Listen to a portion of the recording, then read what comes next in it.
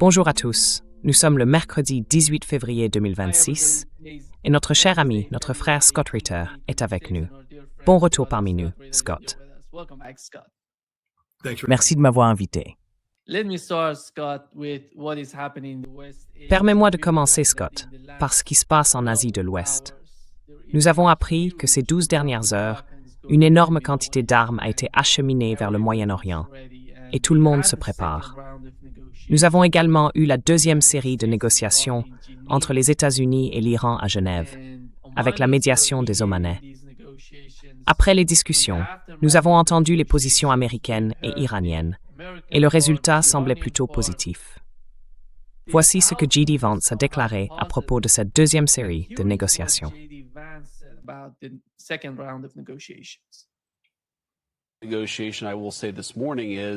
La négociation de ce matin, je dirais, s'est bien passée à certains égards.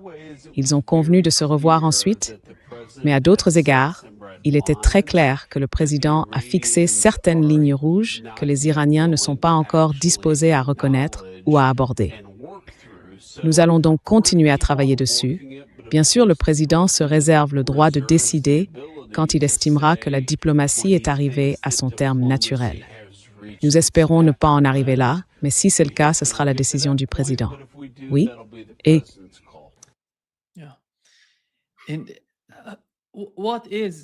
Scott, quand on examine la situation du point de vue militaire et de leurs mouvements à l'intérieur et à l'extérieur de l'Iran, surtout en tenant compte des États-Unis, tout semble indiquer que quelque chose d'important est sur le point de se produire.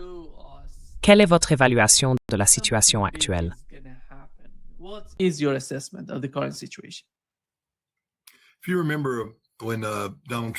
Si vous vous souvenez, lorsque Donald Trump a promis aux manifestants iraniens en janvier que de l'aide était en route, beaucoup pensaient que les États-Unis allaient lancer des frappes militaires visant les infrastructures de sécurité iraniennes, soi-disant pour empêcher les Iraniens de tuer des gens dans les rues. Mais en réalité, l'objectif était de réduire la capacité du gouvernement à répondre à ce soulèvement. Le président avait été informé à l'époque que nous ne disposions pas d'une force militaire suffisante dans la région pour atteindre cet objectif, et tout aussi important pour nous protéger d'une riposte iranienne, en particulier de frappes de missiles iraniennes.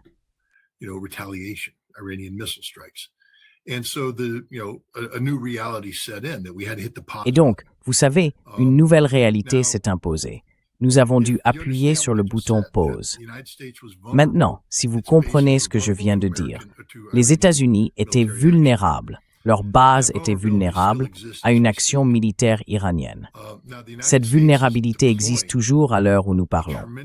Les États-Unis déploient actuellement une quantité considérable de puissance militaire dans la région, sur des bases vulnérables à une attaque iranienne.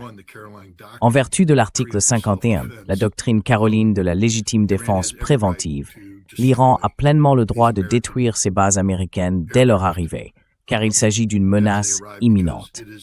Nous allons donc maintenant à Genève. Nous entamons des négociations.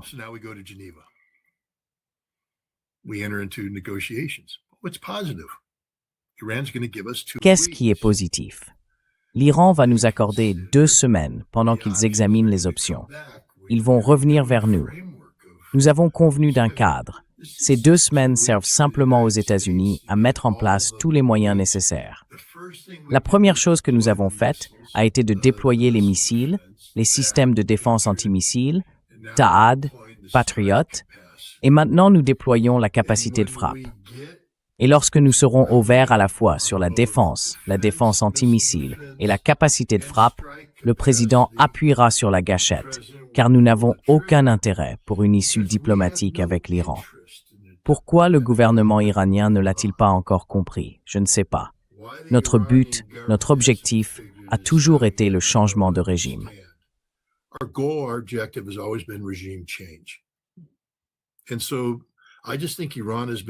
Je pense donc que l'Iran s'est laissé piéger dans un cycle de diplomatie et qu'il se laisse distraire par cette idée. celle de s'asseoir à la table pour tenter d'élaborer un cadre autour duquel les négociations pourraient progresser.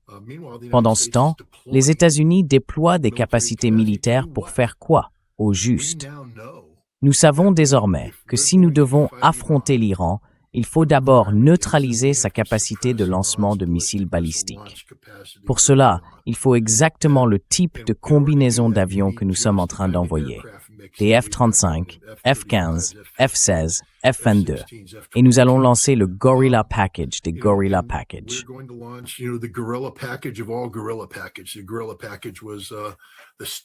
Le paquet Gorille était l'opération menée dans l'ouest de l'Irak au début de la guerre du Golfe pour détruire les lanceurs fixes irakiens que tout le monde pensait destinés à frapper Israël.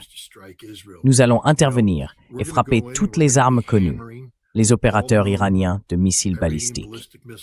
Nous allons couvrir le ciel iranien 24 heures sur 24 pendant une semaine avec une campagne aérienne ininterrompue de jour comme de nuit. Si un missile quitte sa cachette, nous le frapperons. C'est le plan. Et pendant que nous faisons cela, nous allons détruire l'Iran. Quand on regarde ce qui s'est passé en décembre et en janvier, c'est très clair. Nous savons ce qui s'est produit. Les États-Unis, la CIA et d'autres ont infiltré plus de 100 000 terminaux Starlink en Iran.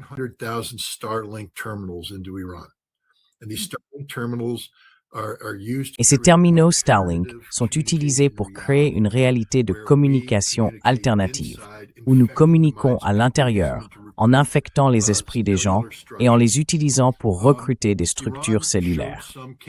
L'Iran a montré une certaine capacité à réprimer et intercepter cela, mais au final, ils n'ont obtenu que quelques centaines, peut-être quelques milliers de terminaux. Nous parlons ici de 70 000 à 80 000 autres terminaux encore en service, équipés d'un logiciel israélien spécial conçu pour éviter la détection, un Starlink à saut de fréquence de type militaire, ce qui signifie qu'il existe un potentiel énorme pour générer davantage de troubles civils, des troubles civils violents.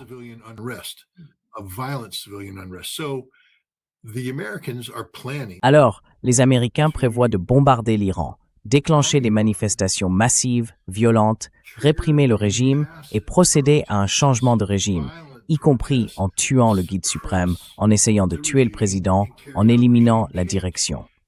C'est pour cela que Jared Kushner, je ne comprends même pas pourquoi les Iraniens acceptent cela. Ils auraient dû le mettre dehors.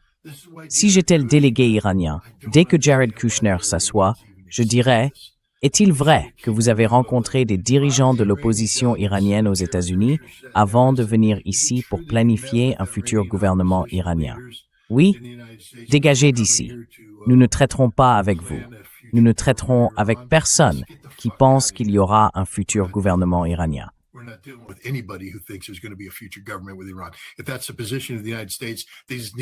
Si c'est la position des États-Unis, ces négociations sont terminées. Et si vous envoyez un autre putain d'avion, excusez mon langage, si vous envoyez un autre avion au Moyen-Orient, nous l'abattrons de manière préventive. Je veux dire, l'Iran se prépare à l'échec ici. Il négocie avec un homme qui complote délibérément contre eux, ce qui signifie qu'il ne négocie pas de bonne foi. Comprenez bien cela. Si Jared Kushner se prépare à former un gouvernement, comment pourrait-il négocier de bonne foi? Il ne le fait pas. C'est juste pour gagner du temps. Et J.D. Vance a en quelque sorte tout cédé, en prétendant qu'il s'agissait de diplomatie, mais en disant d'emblée, non, nous allons appuyer sur la gâchette.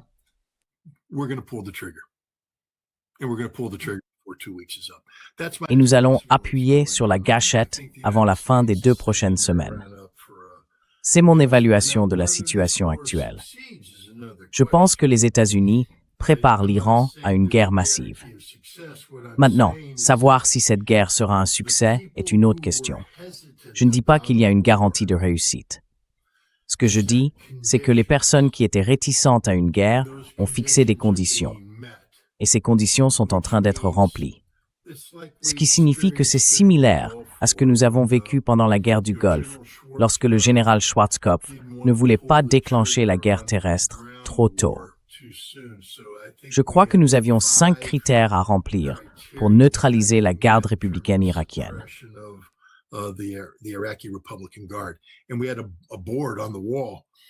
Nous avions un tableau au mur avec, tu sais, rouge, non, jaune peut-être, vert, on y va. L'objectif était de tout faire passer au vert, et cela signifiait que nous pouvions lancer la guerre terrestre. Je me souviens qu'au fur et à mesure, on en est venu à l'évaluation des dégâts, combien de cibles avaient été détruites. Et Schwarzkopf commençait à s'énerver parce que des gens comme moi disaient « Eh bien, nous ne détruisons pas certaines cibles. » Alors, finalement, ils ont dit « On va changer notre méthode de calcul. Plus d'analyse, on fera juste des chiffres. Si nous larguons X bombes, nous supposerons qu'un certain pourcentage est détruit. Ding ding, les voyants changent, la guerre démarre. » Et c'est comme ça que ça fonctionnait. Mais ce que je dis, c'est que c'est ce qui se passe maintenant. Il y a une salle de guerre qui s'opporte au Pentagone. Avec tous les feux verts pour les choses qui doivent se produire, et quand ils seront tous au vert, on dira au président de lancer l'opération. Mais l'objectif du président est de trouver une solution diplomatique. La diplomatie, dans la pratique passée, est une détermination de l'action future. Qu'avons-nous fait en juin? Nous avons promis aux Iraniens des négociations. Nous les avons bercés dans un faux sentiment de sécurité, puis nous les avons bombardés. En ce moment, nous avons l'Iran engagé dans des négociations. Nous avons eu un résultat très positif. Arakchi a dit « Oh, c'est positif, nous allons revenir et travailler sur ce cadre. » C'est un mensonge. Il n'y a pas de cadre. Il n'y a pas de bonne intention. Il n'y a pas d'issue diplomatique. Il y a un plan de changement de régime. Et la diplomatie, la perfidie que nous menons avec l'Iran, fait partie de ce plan visant à les endormir dans un faux sentiment de sécurité, à faire baisser leur garde. Et puis, quand tous les feux passeront au vert, et ils vont passer au vert très bientôt, nous frapperons l'Iran durement.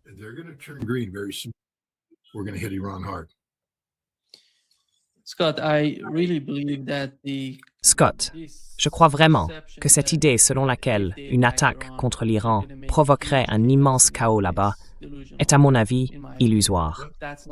Cela n'arrivera pas. Cela aura l'effet totalement inverse sur le peuple iranien.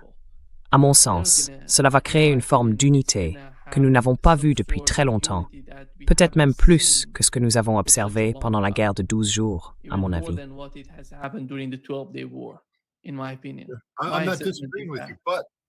Je ne suis pas en désaccord avec toi, mais juste pour apporter un contrepoint. Je suis d'accord avec toi. Mais cette unité aura un prix. Parce que cette fois encore, où était l'armée de libération du Baloutchistan en janvier? Tu ne les as pas vus courir partout, n'est-ce pas? Où était le Péjak? Les Kurdes, est-ce qu'ils circulaient dans leur pick-up? Non. Où sont les Moudjahidines du peuple? Leurs cellules étaient-elles mobilisées dans les rues, en train de tirer sur les gens? Et les cellules des monarchistes? Et les Arabes d'Avaz? Et les Lurs et les Azéris? Tous ces groupes que nous avons armés au fil des années, ils étaient tous silencieux. Je suis d'accord avec toi. Je pense que le peuple iranien croit réellement au système qu'il a aujourd'hui. Ce n'est pas parfait, mais c'est un système en lequel il a confiance.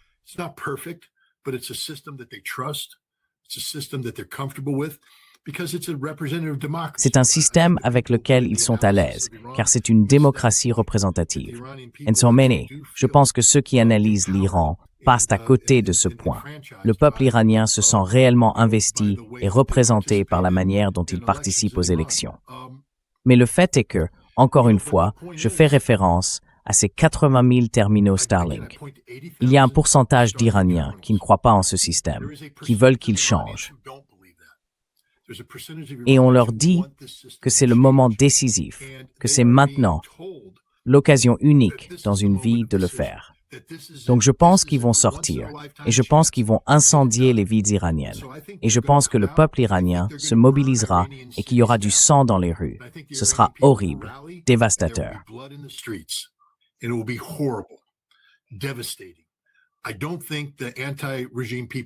Je ne pense pas que les opposants au régime réussiront, car même si vous tuez Ali Khamenei, et je crois que nous allons tuer Ali Khamenei, je pense qu'il est déjà un homme mort. Je pense qu'il le sait et qu'il est en paix avec cela. Mais l'Assemblée des experts a déjà choisi le prochain dirigeant. Si nous le tuons, il y aura tout de même un successeur, car le guide suprême n'est pas un culte de la personnalité. Le guide suprême est une fonction religieuse essentielle à la République islamique, et la République islamique la pourvoira. Il en va de même pour la présidence. Sur le plan constitutionnel, c'est la Constitution qui déterminera l'issue. Nous ne faisons pas confiance à la Constitution parce que nous ne croyons pas en la République islamique. Nous ignorons cette réalité. Et cette ignorance nous permet de croire que nous pouvons mener une attaque de décapitation sans qu'elle soit suivie d'un remplacement.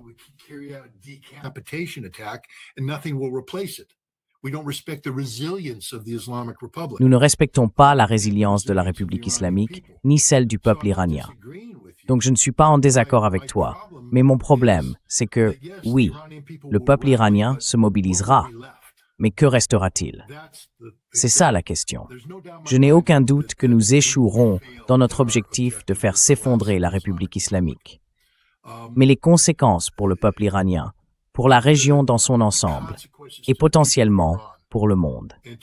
Parce que, tu sais, je pense qu'il y a une chance sur deux que nous puissions neutraliser une grande partie des capacités de missiles balistiques de l'Iran. Une chance sur deux. Ça ne veut pas dire que l'Iran ne frappera pas. Mais par exemple, pour retourner Tel Aviv sans dessus-dessous, il faudrait un bombardement soutenu de missiles sur la durée. L'Iran n'en est peut-être pas capable. Il pourrait n'envoyer 1 ou 2 missiles par jour, qu'il parviendrait à faire sortir et à tirer.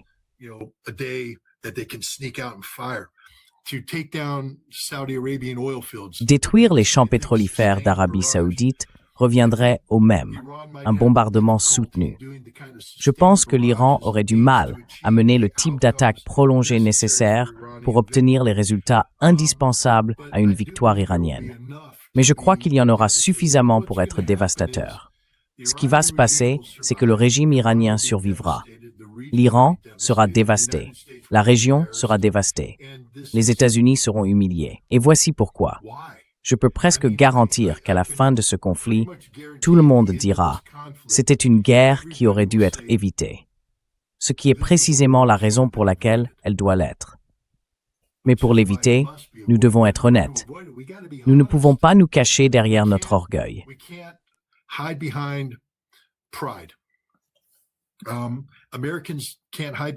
Les Américains ne peuvent pas se cacher derrière la fierté qui dit « Nous sommes l'Amérique, nous sommes invincibles, nous pouvons protéger notre puissance sans être remis en question. Nous allons subir des pertes, cela ne fait aucun doute.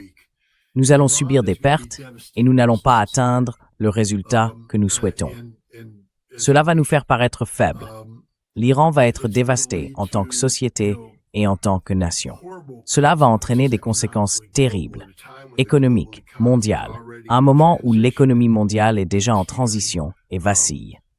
Abattre l'un des piliers essentiels de la sécurité énergétique. Certains diraient le pilier essentiel de la sécurité énergétique. Vous savez?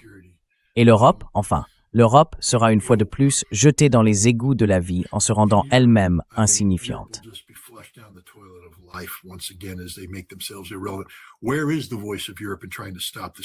Où est la voix de l'Europe pour tenter d'arrêter cette guerre? Au lieu de cela, elle murmure son soutien à celle-ci. Où est l'AIEA dans tout cela? Je veux dire, il ne s'agit pas seulement de l'Iran, il s'agit de l'avenir du traité sur la non-prolifération nucléaire. Si les États-Unis lancent une frappe contre l'Iran, cela signifie que le traité sur la non-prolifération nucléaire n'a plus aucun sens. C'est ce qu'Araghchi a déclaré hier à la conférence sur le désarmement, avant sa négociation, qu'il est essentiel que l'Iran soit autorisé à faire ce que le traité lui permet de faire. Et il est essentiel que les États-Unis respectent leurs obligations, non seulement en éliminant leurs propres armes nucléaires, mais aussi en s'abstenant de menacer une autre nation.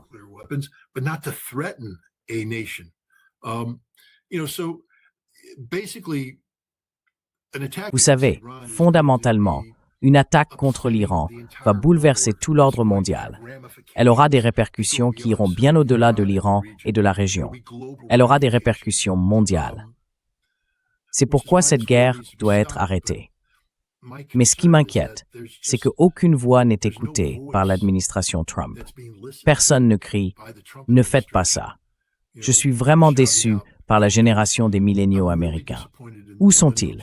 Ils restent silencieux face à la mort du désarmement. Ils restent silencieux face à cette guerre d'agression qui s'apprête à être menée contre l'Iran. Ils ignorent les conséquences. Ils sont totalement détachés de la vie.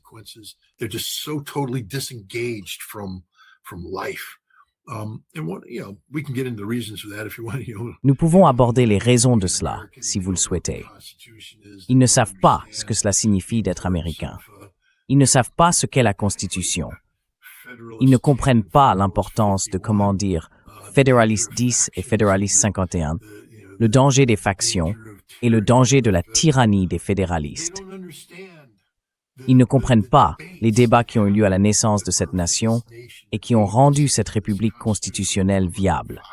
Et donc, les choses contre lesquelles nous avions mis en garde, celles que nous avions conçues pour empêcher qu'elles ne se produisent, elles se sont fragmentées en factions et ils se sont désengagés de leur responsabilité de tenir pour responsable un exécutif hors de contrôle.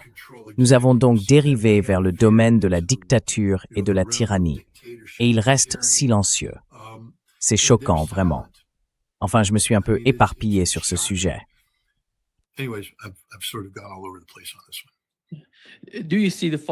Voyez-vous des avions de chasse dans l'espace aérien iranien? Vous savez, en train de combattre des avions iraniens, ce que possède l'Iran? Voyez-vous ce genre de combat se dérouler en Iran?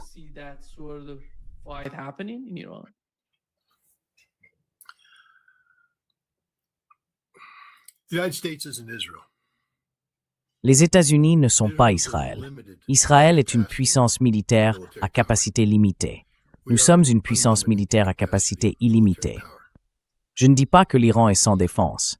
Comme je l'ai déjà dit, aucun plan ne survit au premier contact avec l'ennemi. Je veux dire, on peut avoir un plan, mais regardez ce que nous avons fait avec l'Irak.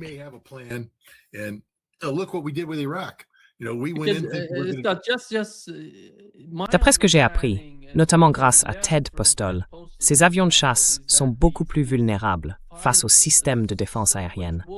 C'est pourquoi ils sont si... Enfin, je ne sais pas trop comment le dire.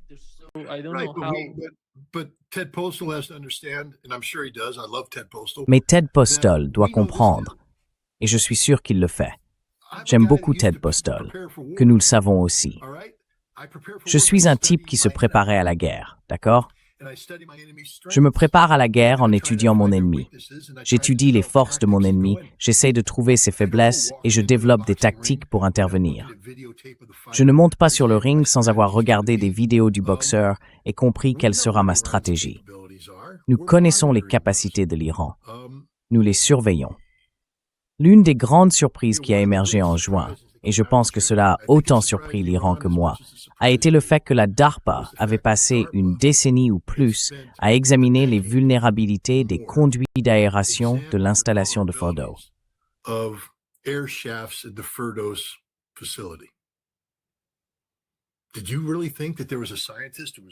Pensiez-vous vraiment qu'un scientifique était impliqué, quelqu'un qui étudiait la vulnérabilité et la manière de placer une bombe dans ce puits, puis une autre dans celui-là?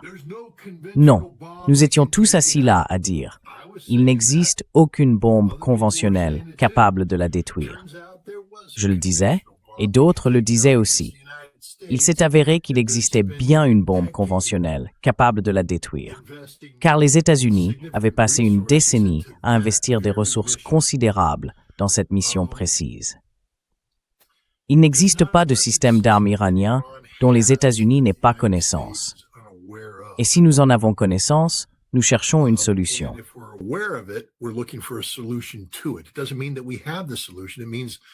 Cela ne veut pas dire que nous avons la solution. Cela veut dire que nous la cherchons. Nos forces armées ne tireront pas sur l'Iran à moins d'être certaines de disposer d'une réponse adéquate à tout ce que les Iraniens pourraient faire.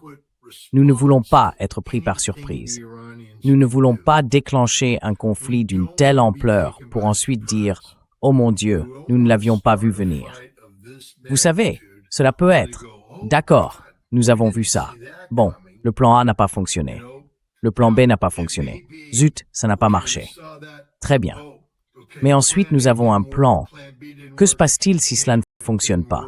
Quel est notre contre-plan?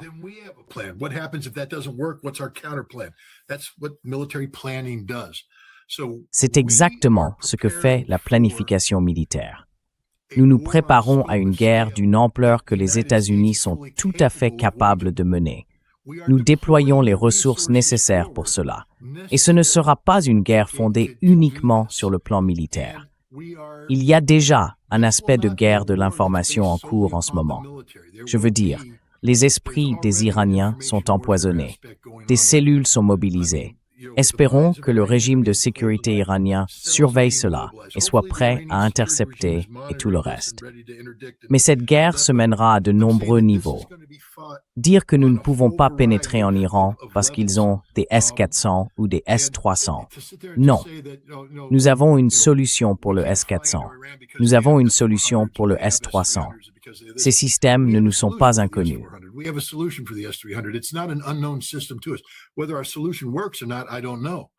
Que notre solution fonctionne ou non, je n'en sais rien. Mais ce n'est pas comme si nous allions intervenir et être pris par surprise par quoi que ce soit.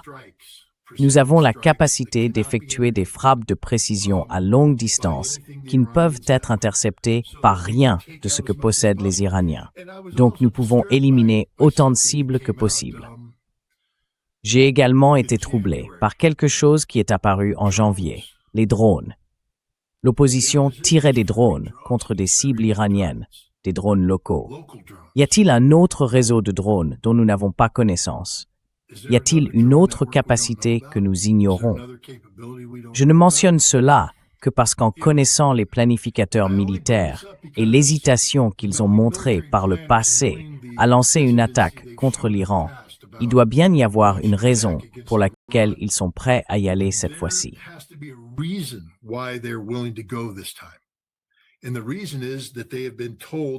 Et la raison en est, on leur a dit que nous avions des solutions aux problèmes existants. Encore une fois, que ces solutions fonctionnent ou non, que nous ayons correctement identifié les problèmes ou non, je n'en sais rien. Mais je ne pense pas que cette fois, on puisse dire qu'il y ait une raison pour que les gens s'opposent à la guerre du point de vue des résultats. S'il y en avait une, ils le diraient. Le fait que des personnes habituellement réticentes semblent dire « Très bien, je pense qu'il est temps d'y aller », signifie qu'il existe un certain degré de confiance aux États-Unis qui ne se limite pas à celle des Lindsey Graham, des Tom Cotton et des commentateurs. C'est la confiance de professionnels de l'armée qui étaient auparavant hésitants, mais qui cette fois semblent dire « Eh bien, si nous devons le faire, alors je pense que nous pouvons réussir. »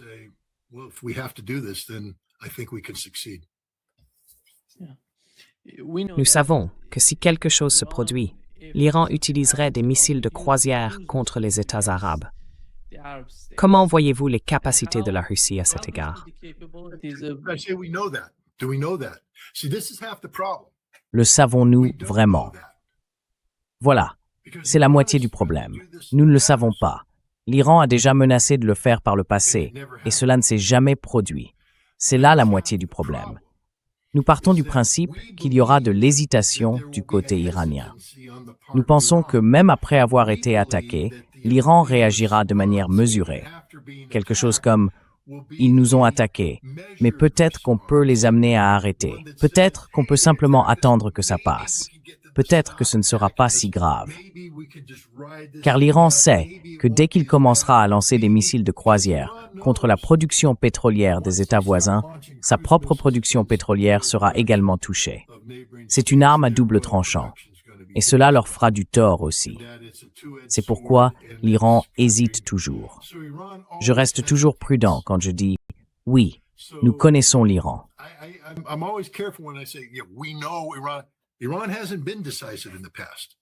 L'Iran n'a pas été décisif par le passé, même dans sa réponse contre Israël. Ce n'était pas une réponse ferme, c'était une réaction prudente. La seule façon pour l'Iran de dissuader une attaque est d'annoncer immédiatement quel sera le coût de cette guerre, sans délai. Ils doivent dire à l'Azerbaïdjan « c'en est fini pour vous. Tous vos champs de production pétrolière seront détruits dès le premier jour. L'Arabie saoudite, plus aucune capacité de production pétrolière. Terminé. Tout le monde.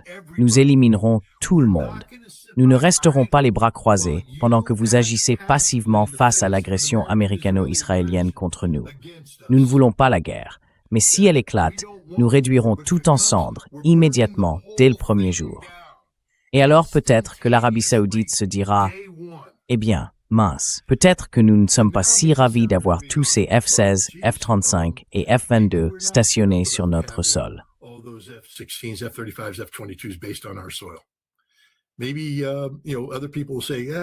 Peut-être que d'autres diront « Oui, nous n'allons pas faire ça. » Mais l'Iran ne fait pas cela. L'Iran passe 2 semaines à préparer une réponse diplomatique à une initiative diplomatique qui n'est pas réelle. Donc, nous ne savons pas ce que l'Iran fera. Nous savons que l'Iran a hésité à être décisif par le passé. Et je pense que ce qui influence beaucoup la réflexion en ce moment, c'est qu'il y aura de l'hésitation du côté iranien.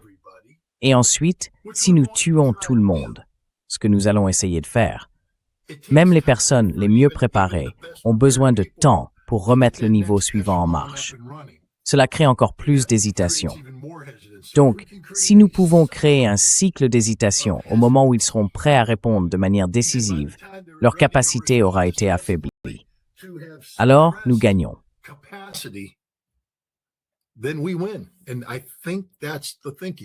Et je pense que c'est bien cela la logique. Écoutez, encore une fois, je suis américain.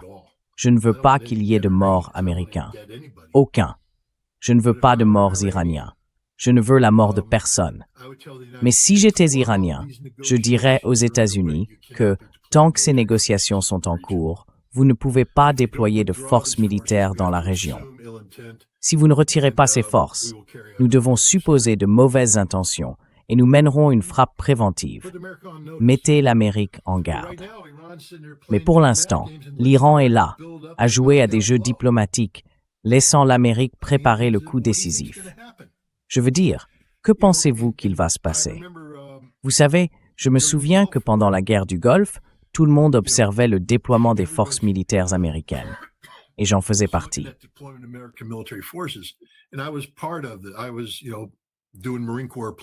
Je faisais, tu sais, de la planification pour le corps des marines. Mais je me souviens d'une conversation qui a eu lieu parce que je faisais partie d'une cellule de planification travaillant pour le commandant du corps des marines afin d'élaborer des options de guerre amphibies pour les marines. Et l'une des questions que nous nous posions était, cette planification est-elle théorique ou pratique? Parce que, tu sais, en ce qui concerne l'allocation des ressources, est-ce qu'on fait des hypothèses irréalistes, des plans en l'air, ou est-ce qu'on fait une planification concrète où il faut vraiment examiner la gestion des ressources, les facteurs de durabilité, la logistique, tout ça?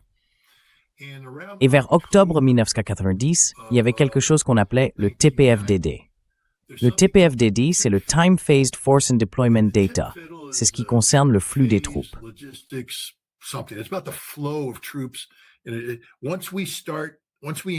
Une fois que nous commençons, une fois que nous engageons le TPFDD jusqu'à un certain point, une fois que tout commence à circuler, car il faut se rappeler que ce ne sont pas seulement les avions, mais aussi le carburant, les munitions, les facteurs de durabilité. Et ces facteurs de durabilité doivent être présents en quantité massive. Et il faut que tout cela circule. Une fois qu'on dépasse une certaine ligne, on part en guerre. Et en octobre, on nous a dit que nous allions partir en guerre. C'était un moment où les États-Unis jouaient encore à la diplomatie, disant aux Irakiens que ce n'était pas le cas. Mais la décision était prise. Non, nous avons franchi cette ligne. L'ampleur du mouvement était telle que nous ne pouvions pas la reproduire, ce qui signifiait qu'il fallait l'utiliser ou la perdre, car une fois que tout serait revenu, nous ne le referions pas. Je pense que nous sommes très proches de ce moment avec les États-Unis.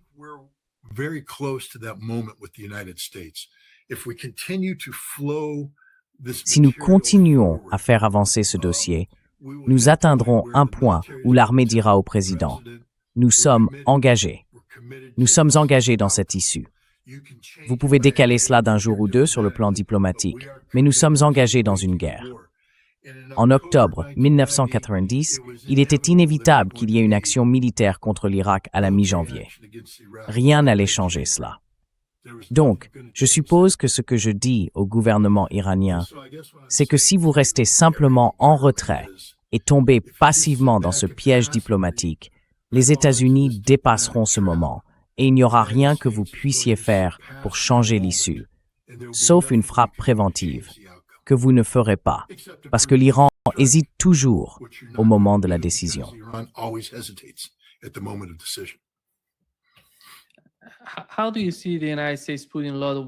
Comment voyez-vous le fait que les États-Unis placent beaucoup d'armes en Jordanie plutôt qu'en Arabie saoudite ou au Qatar? Est-ce à cause de la distance? Parce que si quelque chose se produit, il me semble que l'Iran frapperait Israël dans les premières heures. Quoi qu'il fasse, il commencerait par des cibles dans la région, puis Israël serait le suivant, la cible immédiate des Iraniens. Comment voyez-vous cela? Parce que si l'Iran commence à attaquer la Jordanie, il perdra une partie de son levier pour attaquer Israël.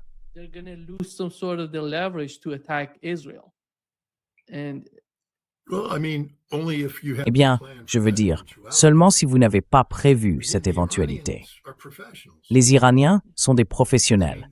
Ils doivent connaître la structure des forces, car ils font des simulations de guerre tout comme nous. Ils observent les escadrons qui arrivent, les stationnent et se demandent, d'un point de vue doctrinal, quel type de dispositif de frappe les États-Unis peuvent-ils projeter? Comment vont-ils s'y prendre? Attaque à distance, frappe de précision, domination aérienne. Idéalement, pour les États-Unis, nous chercherions à projeter une supériorité aérienne, tendant vers la suprématie, au-dessus de l'espace aérien iranien, afin de pouvoir maintenir des patrouilles de combat en permanence, neutralisant les missiles balistiques dès qu'ils apparaissent. Ce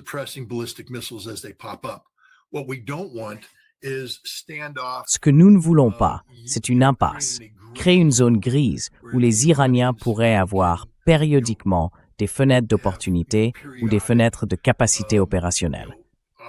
Alors, qu'est-ce que cela exige? Cela exige que nous ayons des bases où nous pouvons stocker du carburant, des munitions, des avions et assurer la maintenance. Maintenance. Et nous allons faire tourner ces avions en continu. Nous allons les trier, les faire revenir, atterrir, les trier à nouveau. Ce sera un flux constant d'avions. Et donc les Iraniens doivent se demander où ces avions vont-ils être basés. La Jordanie est logique. Deux choses.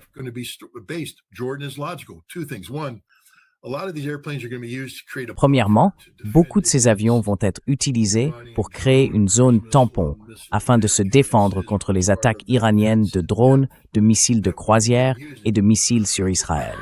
Cela fait partie de la défense en profondeur que nous avons mise en place. Deuxièmement, c'est la trajectoire d'attaque logique. Regardez Israël. Il passait par la Syrie, puis entrait en Irak.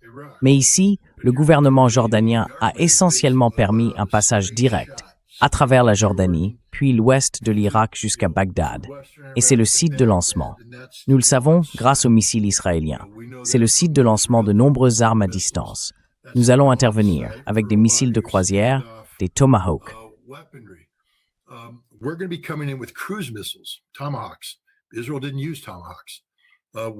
Israël n'a pas utilisé de Tomahawks. Nous allons arriver avec des centaines, voire des milliers de missiles Tomahawk. Et là, vous allez voir notre puissance se projeter. Mais pour projeter une puissance aérienne en Iran, vous savez, il va falloir, comme pendant la guerre du Golfe, que nous ayons des ravitailleurs aériens KC-135 là-haut.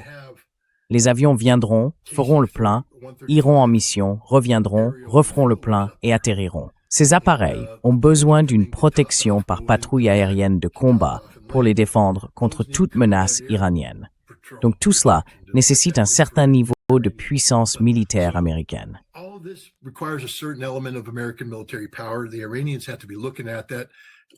Les Iraniens doivent bien observer cela, en réfléchissant à la manière dont nous allons utiliser notre puissance. Alors, vont-ils simplement rester là et dire « oublions la Jordanie, passons au-dessus de la Jordanie et frappons uniquement Israël » ou reconnaissent-ils qu'il faut une forme de suppression? Je pense que, du point de vue iranien, on envisage une campagne militaire qui inclut la neutralisation de toute base d'où provient la puissance militaire américaine. Et pour l'instant, la Jordanie semble être la base principale. Donc encore une fois, si j'étais à la place des Iraniens, je mettrais le gouvernement jordanien en garde. Le changement de régime fonctionne dans les deux sens. Le royaume hachémite n'existera plus lorsque ce conflit sera terminé. Je présenterai simplement cela comme un fait. Parce qu'il doit être des conséquences aux actions. Je dirais aussi à la maison des Saouds, un changement de régime en Iran signifie que la maison des Saouds n'existera plus. Vous devez jouer à ce jeu. C'est une guerre existentielle, L'Iran veut vivre en paix, mais comment peut-on vivre en paix avec des voisins qui sont passifs ou qui facilitent cette agression américaine imminente, cette agression américano-israélienne?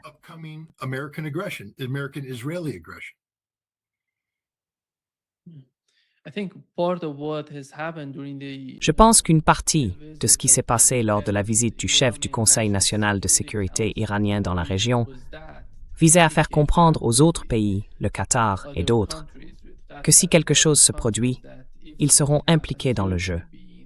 Peu importe qu'ils soient activement engagés ou non, ils seront la cible. Je pense qu'ils ont fait passer ce message aux États arabes du Golfe Persique.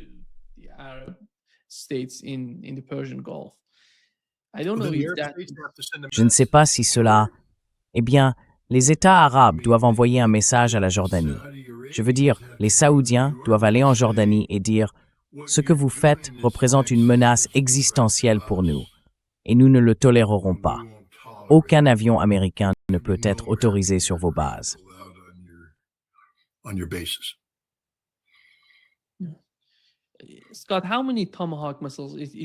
Scott, combien de missiles Tomahawk? Il semble que le principal missile que les États-Unis utiliseraient contre l'Iran serait le Tomahawk. Quelque chose comme 600, peut-être 800 au total, en tenant compte de 2 porte-avions, de 15 destroyers et de toutes ces armes dans la région. Ce sera quelque chose comme 800 missiles Tomahawk.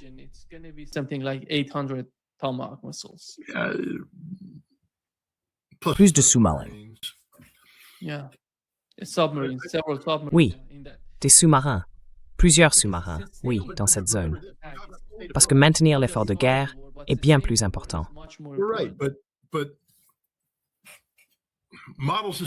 Mais les modèles de durabilité exigent que nous ayons des recharges. Et nous avons, vous savez, nous avons pratiqué le réapprovisionnement en mer. D'accord. J'imagine, car je n'y suis pas. Mais vous savez, l'idée des États-Unis en tant que puissance militaire mature, disons-le ainsi, nous planifions la guerre mondiale depuis longtemps. Et il existe différents scénarios de guerre mondiale, dont l'un pourrait impliquer un groupe aéronaval engagé dans des opérations de combat entraînant l'épuisement de certains types de munitions, des munitions critiques, à bord des navires qui composent le groupe aéronaval. Nous pouvons donc nous réapprovisionner en mer. Nous n'avons pas besoin d'aller dans un port. Nous avons la capacité de nous réapprovisionner en mer.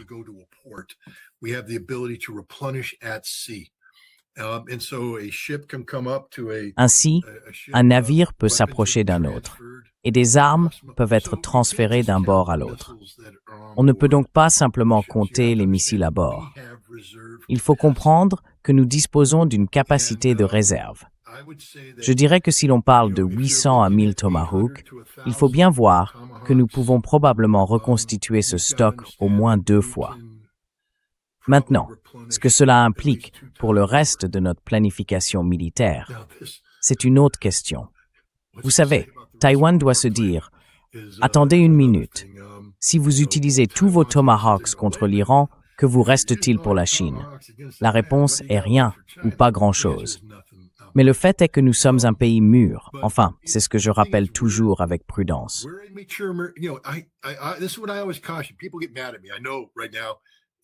Les gens se fâchent contre moi. Je sais en ce moment, je ne sais pas si c'est en direct, je suis sûr que ça l'est, tu vois, dans ton chat. Scott Ritter a dit que c'était des conneries. L'Amérique n'est pas une puissance militaire. On pourrait te botter le cul, d'accord? Vous ne savez rien de rien si vous ne comprenez pas à quel point nous sommes puissants. Et ce n'est pas moi qui parle en américain arrogant, c'est simplement un constat. Nous nous préparons à un conflit mondial. Personne d'autre ne le fait. Les Russes le font, d'un point de vue nucléaire. La Chine commence à y réfléchir d'un point de vue nucléaire. Aucune nation sur Terre n'est prête pour une guerre conventionnelle mondiale. Aucune, sauf nous. Et nous nous y préparons en permanence.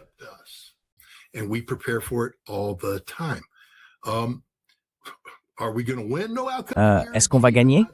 Aucun résultat n'est garanti. Je ne dis pas qu'on va gagner. Mais ce que je dis, c'est qu'il faut arrêter de dire que l'Amérique est un empire en déclin. L'empire romain, en déclin, arrivait encore, de temps en temps, à se ressaisir et à aller botter les fesses de tout le monde. Demandez donc aux Perses, aux Scythes, aux Huns. D'accord? Vous savez, l'Amérique est peut-être un empire en déclin, mais nous sommes encore capables de faire beaucoup de dégâts sur le chemin de la chute. Et nous ne sommes pas encore si affaiblis que nous n'ayons plus de capacité. Nous savons comment mener une guerre mondiale. Nous nous y sommes préparés. Je ne veux pas que nous menions une guerre mondiale. Je veux que cette guerre soit évitée.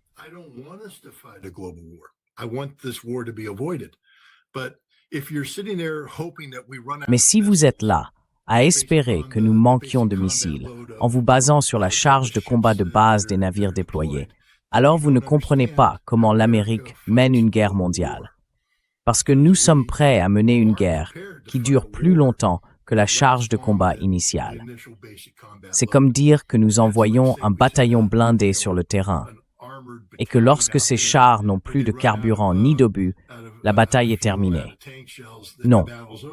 Nous pouvons nous réarmer, nous rééquiper, nous ravitailler et continuer à avancer. C'est quelque chose pour lequel l'Amérique se prépare depuis longtemps. C'est très coûteux. Il n'y a aucun résultat garanti. Et c'est là l'autre danger. Vous savez, nous faisons quelque chose comme ça et nous échouons.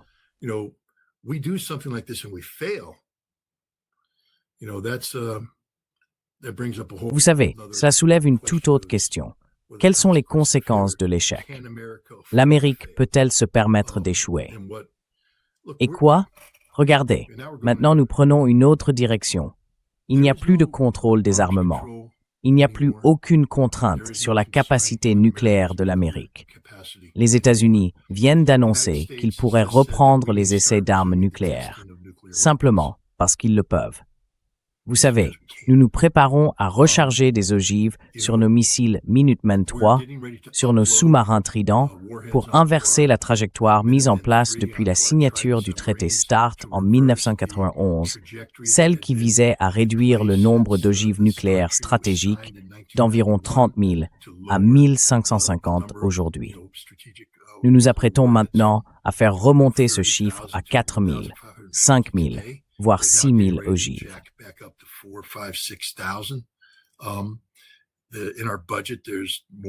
Dans notre budget, il y a une augmentation de la production de nouveaux cœurs de plutonium, ce qui explique pourquoi nous avons besoin de nouveaux essais nucléaires.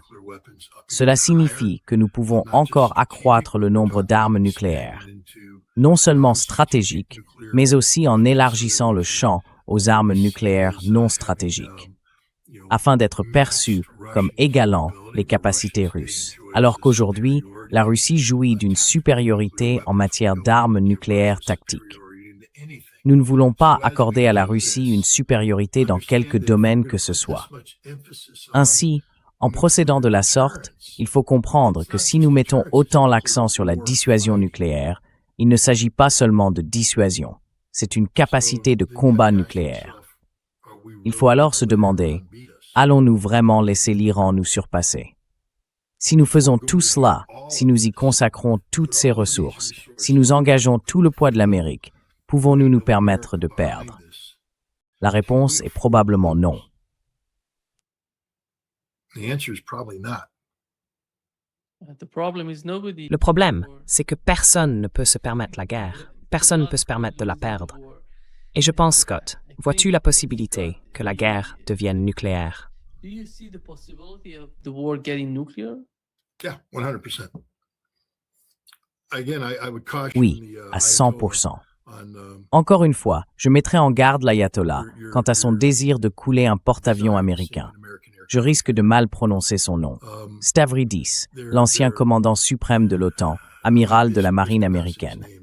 Il a écrit un roman sur une guerre potentielle avec la Chine, dans lequel, en mer de Chine méridionale, il y avait un affrontement où les Chinois coulaient un porte-avions américain, détruisant un groupe aéronaval américain, grâce à leur capacité de missiles balistiques. Or, c'est un homme qui connaît la planification militaire américaine, qui la connaît intimement, et il faut donc prendre ce scénario au sérieux.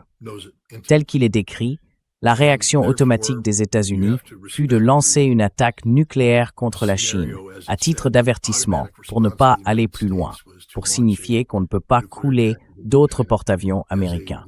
Et donc, vous savez, nous avons lancé une attaque nucléaire contre une ville chinoise.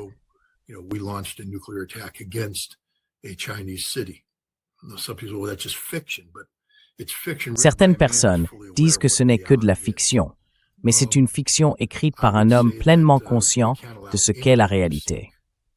Je dirais que nous ne pouvons permettre à personne de couler un porte-avions américain. Et si l'Iran en coule un, je crois que les conséquences seraient nucléaires. Il en irait de même si nous nous engagions dans cette action et que l'Iran épuisait nos capacités conventionnelles. Je ne pense pas que nous abandonnerions et partirions.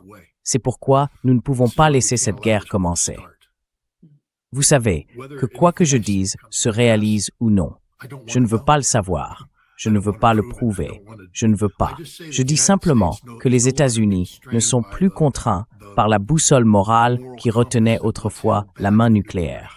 Nous sommes gouvernés par des fous, des gens déments qui n'ont aucun sens de l'obligation morale envers l'héritage du contrôle des armements. Ils ne croient pas au contrôle des armements.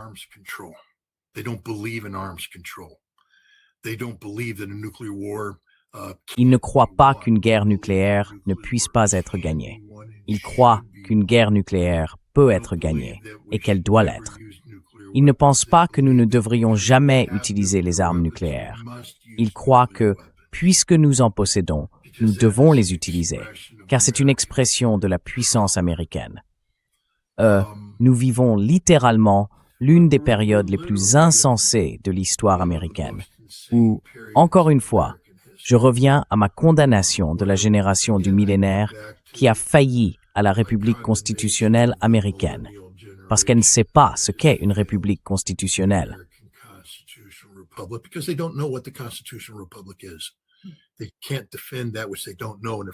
Ils ne peuvent pas défendre ce qu'ils ne connaissent pas.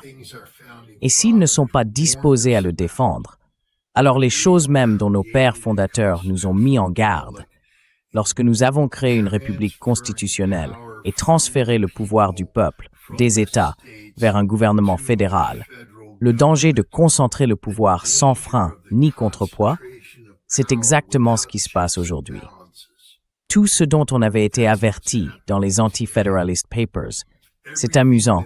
Beaucoup de gens prétendent connaître les Federalist Papers. Ce n'est pas vrai. Ils ont simplement entendu quelqu'un les mentionner dans une émission politique du dimanche.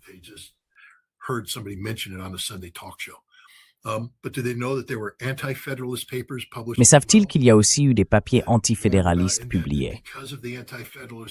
Ils en avaient averti, et c'est grâce aux papiers antifédéralistes que nous avons obtenu la Déclaration des droits, qui était une concession des fédéralistes pour accorder au peuple, aux États, leurs droits fondamentaux. Parce que Hamilton ne voulait accorder aucun droit. Il voulait le pouvoir total dans le... Eh bien, tout ce dont nos pères fondateurs avaient mis en garde s'est réalisé. Et nous avons échoué à toutes les épreuves de l'expérience démocratique américaine, à toutes les épreuves de la République constitutionnelle. Et donc, le gouvernement actuellement au pouvoir, c'est un culte de la personnalité dirigé par des factions, du factionnalisme. That's governed by factionalism. Et il exerce un pouvoir suprême sans aucun contrepoids. Nous avons un système judiciaire fédéralisé où, vous savez, les tribunaux d'État n'ont plus leur mot à dire. Ils sont immédiatement annulés par un système judiciaire fédéral qui s'est lui-même factionnalisé. Et désormais, il soutient un parti politique au lieu de soutenir la Constitution. Je veux dire, tout ce dont on avait mis en garde s'est réalisé.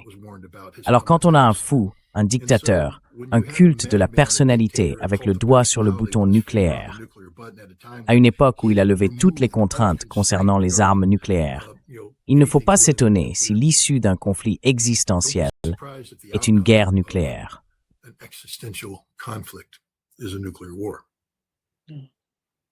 Oui, je pense, Scott, que du côté iranien, vois-tu l'Iran planifier sa réponse conjointement avec les Russes et les Chinois? No. Non. S'il l'était, il lancerait une attaque préventive. C'est la seule réponse, la seule issue à ce stade. At this point in time. And you started by saying again. Et vous commencez par dire encore une fois que dans le cas de la Russie, nous n'avons jusqu'à présent observé aucun type d'attaque préventive, par exemple en Ukraine. Je suis tout à fait d'accord avec vous sur l'idée d'une attaque préventive, mais il me semble que, comme on dit, la culture orientale ne s'oriente pas vraiment vers ce genre de choses. La culture orientale, ce n'est pas l'Iran, la Russie ou la Chine, à mon avis. Jusqu'à présent, ils n'en sont pas arrivés là.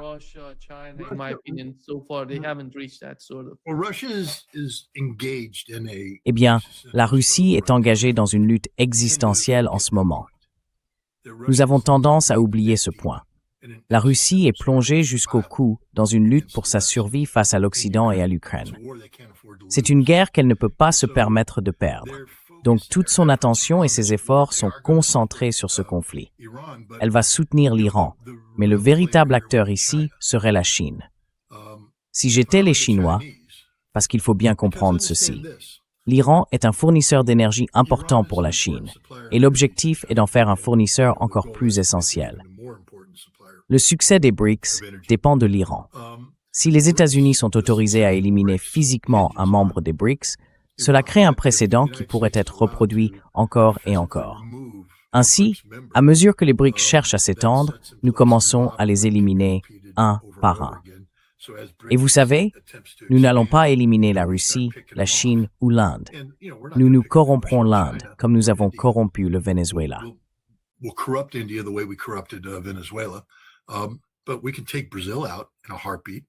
Mais nous pouvons éliminer le Brésil en un clin d'œil. Nous pouvons éliminer l'Afrique du Sud en un clin d'œil. Donc nous retirons le B et le S, et tout ce qu'il reste, c'est RIC. Et ensuite on commence à éliminer ceux qui rejoignent après. C'est une condamnation à mort. La Chine devrait donc préciser qu'une attaque américaine contre l'Iran signifierait qu'il n'y a plus aucune limite à son approche vis-à-vis de Taïwan. Là, vous créez un dilemme pour les États-Unis. Car voyez-vous, nous ne pouvons pas mener deux guerres en même temps. Nous ne pouvons pas livrer cette grande lutte existentielle contre l'Iran et défendre Taïwan simultanément. Ainsi, si la Chine précisait que si les États-Unis attaquent l'Iran, tout est remis en question concernant Taïwan. Eh bien, vous savez, personne n'est prêt à faire cela pour le moment.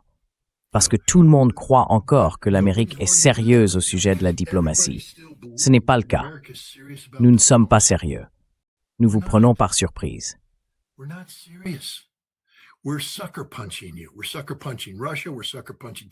Nous donnons des coups bas à la Russie.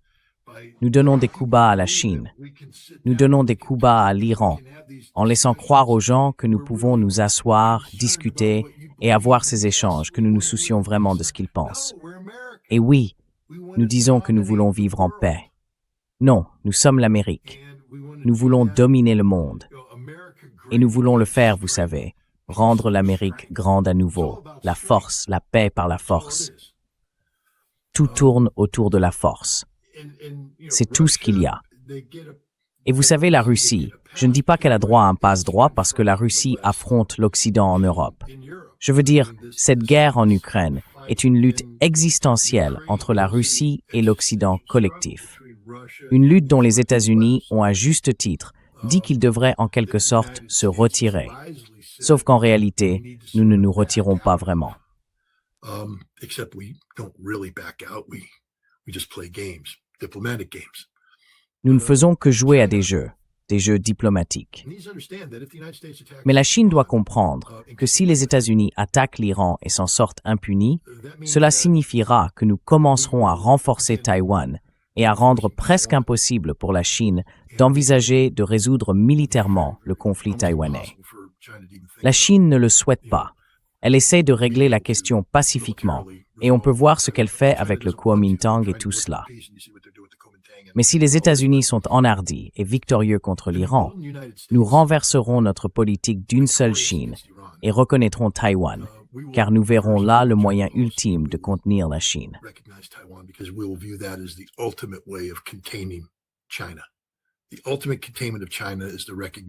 Le confinement ultime de la Chine passe par la reconnaissance de Taïwan.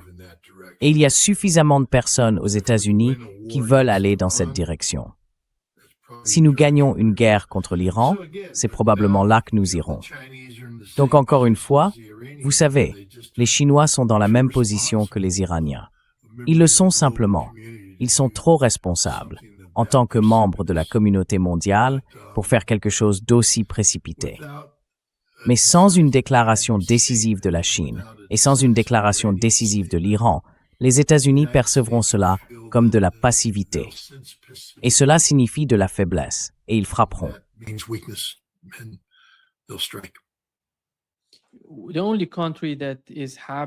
Le seul pays qui serait heureux s'il se passait quelque chose entre l'Iran et les États-Unis, c'est Israël.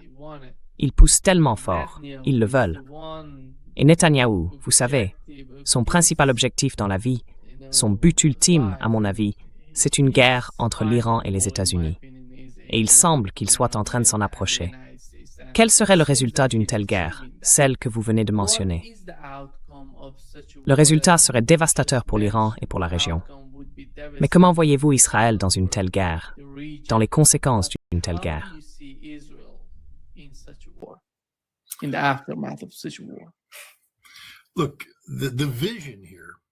Écoutez, la vision ici, c'est que nous puissions mettre fin à la République islamique avec un minimum de dégâts pour réduire au maximum les conséquences de notre action.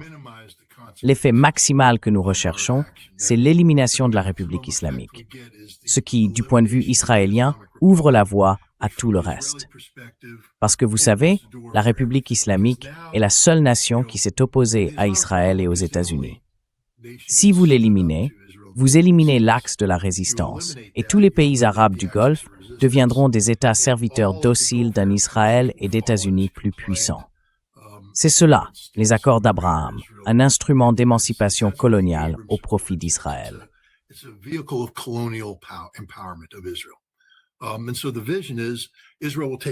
Ainsi, la vision est qu'Israël subira quelques dommages, mais que son ennemi numéro 1 sera éliminé et que les récompenses dépasseront largement les pertes subies. Les accords d'Abraham deviendront réalité. Israël sera consacré comme le seigneur économique de la région. Tous les pays arabes seront désormais subordonnés à Israël et les États-Unis se tiendront en retrait en tant que suzerains pour régner sur tout cela. Donc je pense que c'est leur vision. Je pense que c'est une vision stupide. Je ne suis pas d'accord avec elle. Je ne pense pas qu'elle réussira. Vous savez, mais Israël comprend que c'est le danger d'avoir quel âge a Netanyahou maintenant? 77, 78 ans? Vous savez, un homme en mauvaise santé. Il est tellement égoïste, car il essaie simplement de préserver son héritage.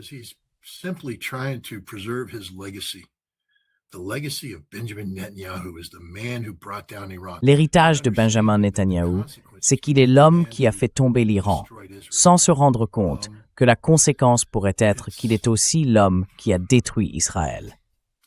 Israël est l'un des pays les plus dangereux au monde, sinon le plus dangereux, en raison de sa capacité illimitée à déclencher la violence à volonté sans en subir les conséquences. J'aimerais qu'au moins l'Iran oblige Israël à faire face à de sérieuses conséquences pour la violence cette fois-ci. Ils avaient une occasion en juin. Ils ont manqué cette occasion. Ils ont blessé Israël, mais pas suffisamment. Je vais m'arrêter là, sinon ta chaîne YouTube sera fermée. Et je dois y aller. Malheureusement, moi aussi.